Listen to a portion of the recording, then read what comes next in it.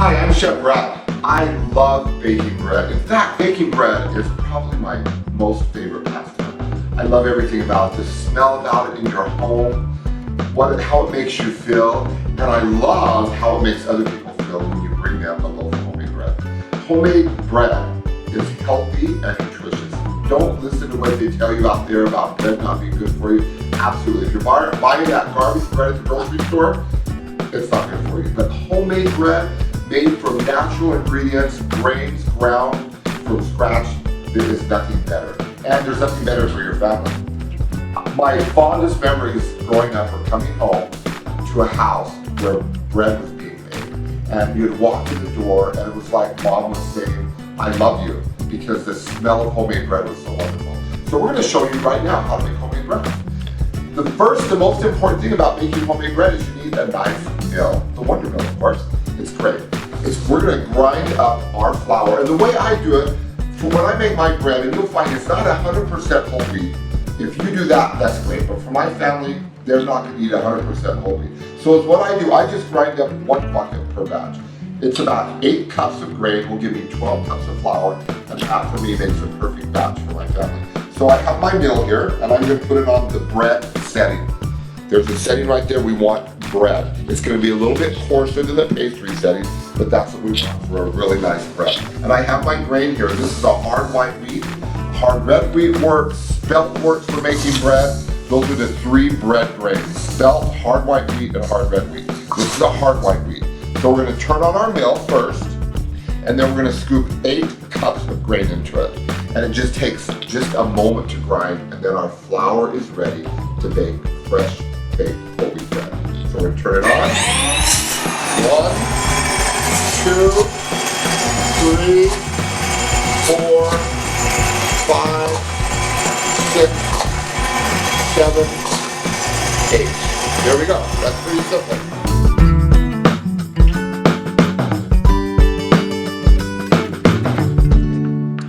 Okay, the grain is done. We're just going to pull this out, pop off the lid, and there we go. We have the most beautiful fresh ground whole wheat flour ever.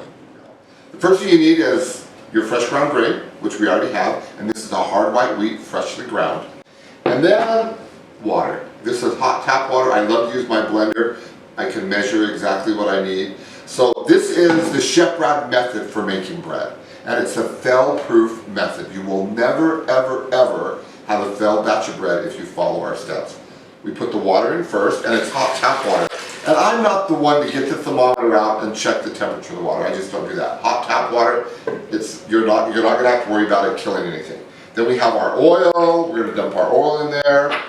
We have our sugar or agave. I love using agave. It's a better health choice. So we're just going to put some agave in there. And I know I'm not measuring precisely. I've done this a lot, so I know what I'm doing. So don't worry, the recipe is available for you. And then once we get that in, we're going to put our salt in. So then I'm going to put my flour in. And we're going to do a combination of flours. The majority of the flour is going to be hard white wheat. So I have 5 cups of water in there. My total flour is going to be about 15 cups of flour. So I'm going to add, and I know I have 12 cups of flour in here, so I'm going to put the majority of this in there. Okay? And then I always like to add a little bit of a natural white flour. Natural white meaning a flour that is bromine free. There aren't any chemicals in it. So we're going to add a couple cups of this beautiful, and this makes the difference between a heavy loaf. Just a little bit will lift it right up. And then the very last thing you do when you're making bread in the WonderMix is you put your yeast on top. That's the last thing you do. And the reason is, remember I didn't check the temperature of my water. My water could be pretty hot. And if I drop my yeast in there and the phone rings or something and I go away, I could kill my yeast. Doing it this way, I have never, ever, ever ruined a batch of bread doing it like this. So now I'm going to put my yeast on the top. And there again, I'm measuring it exactly. There we go. Once that's on there, I'm just going to turn on the mixer on the lowest speed to get it going, and then we'll advance the speed as we go. So we're going to turn it on the lowest speed, and it's going to start mixing everything up. Now let me explain something. Let me just explain something about when you're making bread, never ever put all the flour the recipe calls for. Let your mixer tell you when to quit adding the flour. When it pulls away from the sides of the bowl, that's all the flour you need, no matter what your recipe tells you. The mixer, the beautiful thing about the WonderMix is that it knows when you have enough flour. When it pulls away from the sides, you have all the flour you need. Too much flour will make your bread dense and crumbly. So let's turn it back on.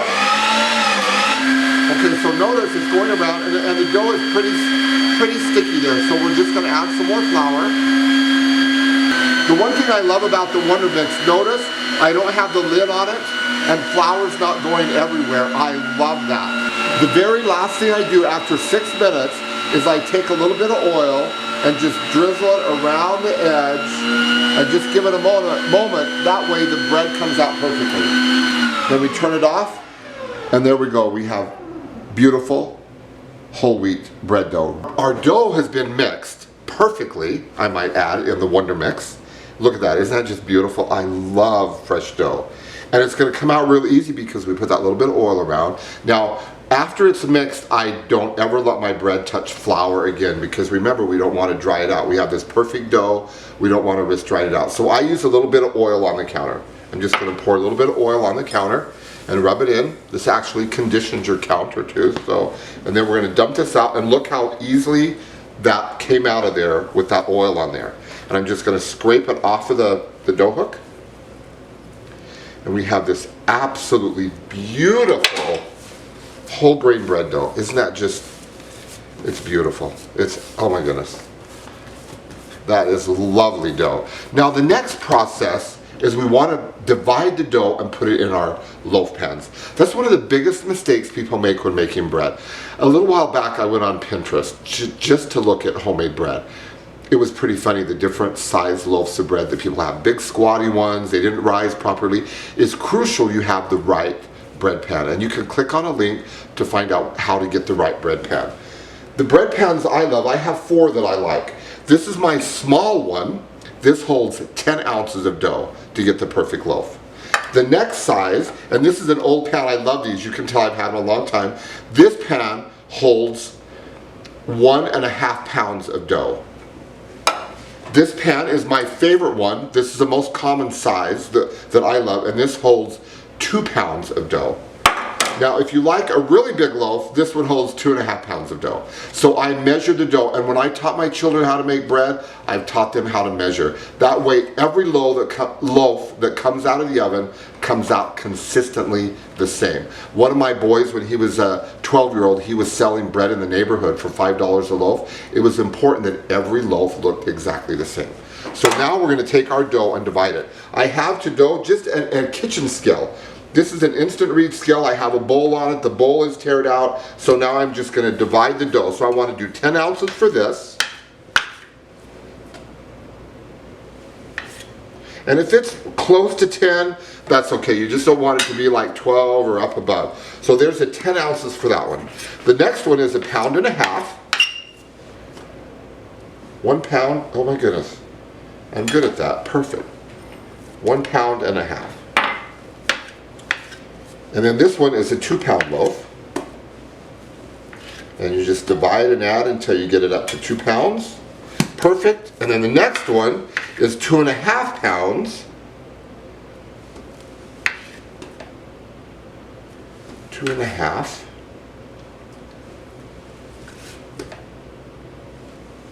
There we go. Okay, 2.5 pounds. And then if you have a little bit left over, this isn't going to make that big of a difference. So I'm just going to add this up and just add it to these because it's not that much to make that big of a difference. Okay, there you go. So it's all equally divided. Now the next step is forming the loaves. The bread dough, you're not going to hurt it. So just take the dough and you just kind of want to pound it out. You're getting all the air bubbles out of it. And then I just kind of knead it in and just keep kneading it in until I have a nice loaf form. Turn it over, form the loaf, hit it on the counter to pop out any air bubbles that might be in there. And then we're going to spray our pan. Even though they're non-stick, you need to spray them.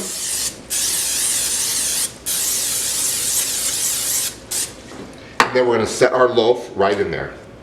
And this has to rise double before we put it in the oven. Okay, next one. 1.5 pounds, same thing. You want to get all those air bubbles out of it. You're just folding it in, turn it over, form a nice loaf, and then we're going to pop that right in the pan. Isn't that easy? I want to tell you, bread making should be fun. If you're stressing out making bread, you're doing something wrong. Get the air out of there, and get your frustrations out at the same time. Dual purpose. There we go. And then this is our 2.5 pound loaf.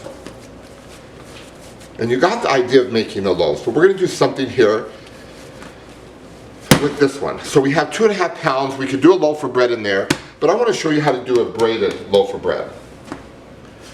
And to do a braided loaf of bread, we're going to do this on a freestanding pan or on a pizza stone.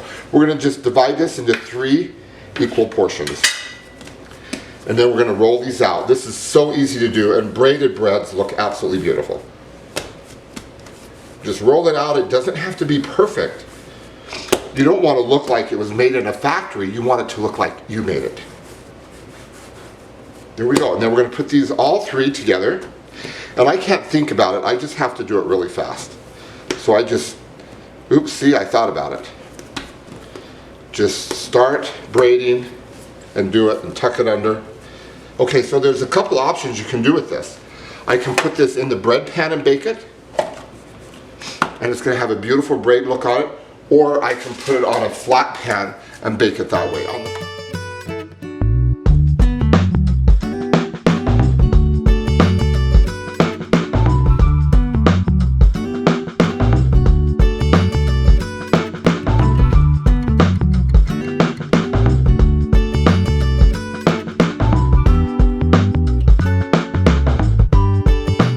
On all of my bread recipes, you'll notice I preheat to 400 degrees. The reason I do that is your oven can be off a little bit.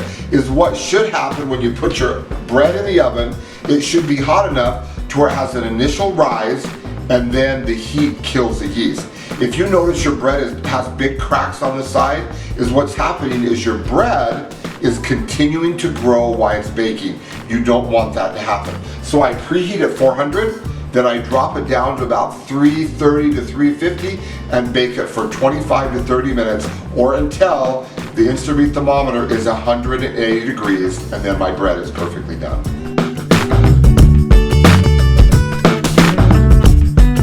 One of the things when you take your bread out of the oven, sometimes the pan is going to stick, and I don't know why it does it. Sometimes it does, sometimes it doesn't. Don't panic. Just let your bread sweat for about 5 minutes in the pan, and it will come right out. You don't want to let it cool in the pan because then it will get moist and soggy.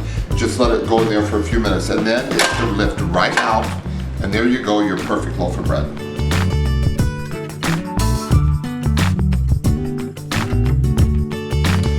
Nothing compares to the smell of fresh baked bread in your home, except for maybe the taste of fresh baked bread in your home. I love homemade bread. There's nothing quite like it.